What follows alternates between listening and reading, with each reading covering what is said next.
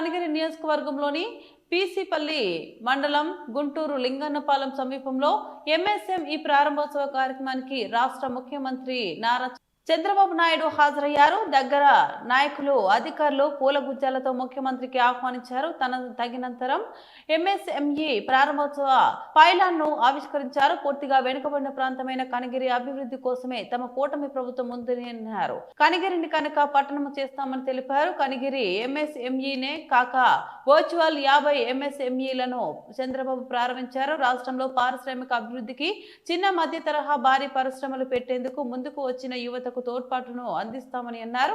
త్వరలోనే వెలిగొండ ప్రాజెక్టును పూర్తి చేస్తామని, సాగునీరు తాగునీరు ప్రజలకు అందించి అభివృద్ధి తమ ప్రభుత్వ లక్ష్యమని తెలుపుతామన్నారు.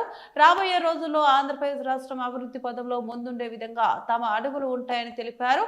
కేంద్ర ప్రభుత్వం సహకారం, జనసేన సహకారంతోటే తమ పార్టీ అహర్నిశలు శ్రమించి ప్రజలకు సేవ చేసేందుకు తోడ్పడతామని తెలిపారు.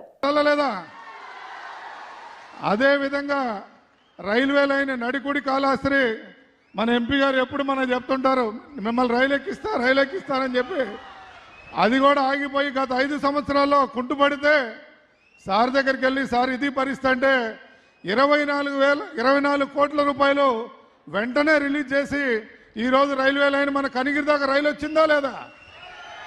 మరి ఎవరు కనుతుంది? మన సిబిఎన్ సార్. కాబట్టి అదేవిధంగా మనం తాగునీటి సమస్య, మన ప్రాంతంలో ఫ్లోరైడ్ ఉంది. ఫ్లోరైడ్ వల్ల కిడ్నీ సమస్యలు, కాళ్ళు వంగిపోవటం, తర్వాత చిన్నతనంలోనే స్ట్రోకులు రావడం,